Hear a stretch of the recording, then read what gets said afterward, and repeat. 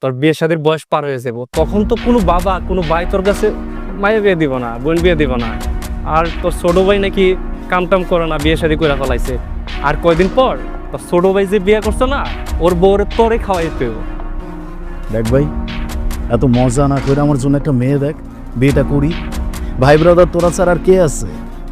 আর বিদেশ থেকে আইসস, কত টাকা পয়সা আনছস? আর এখন তো টাকা পয়সা ছাড়া কেউ মাইয়া বিয়ে দিতেছে না, কেউ কার তার বোনের বিয়ে দিতেছে না। শুনি তোর ব্যাংক ব্যালেন্স কত আছে?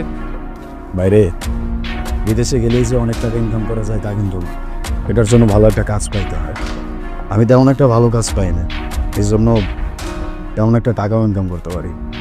হাতে ওই লাখখানেকের মতো টাকা আছে।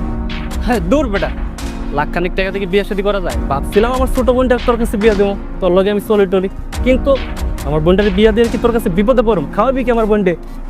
থাক তুই, আমি জায়গা।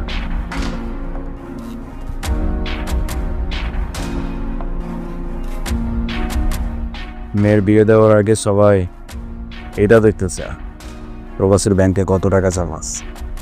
ব্যাংকে টাকা নাই, বিয়ের বাজারে প্রবাসীর কোনো দাম। খায় রে প্রবাস।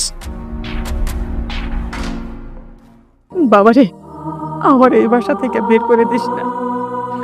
তোরা ছাড়া এই জগতে আমার আর কেউ নাই, কিচ্ছু নাই। তাছাড়া আমি কোথায় যাব বাবা? আমি কোথায় যাব, কি করব, কি খাবো, আমি কিছুই জানি না। আমারে বাইর করে দিস না। কোথায় যাবে না যাবেন সেটা আমরা কিভাবে বলবো? যেখানে আছে সেখানে যান।